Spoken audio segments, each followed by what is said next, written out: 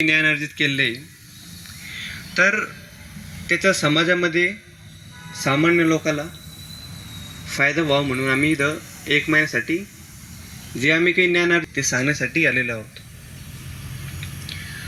तर मग आज आपण थोड्याशा विषयावर चर्चा करू 10-15 मिनटं, की आज समाजामध्ये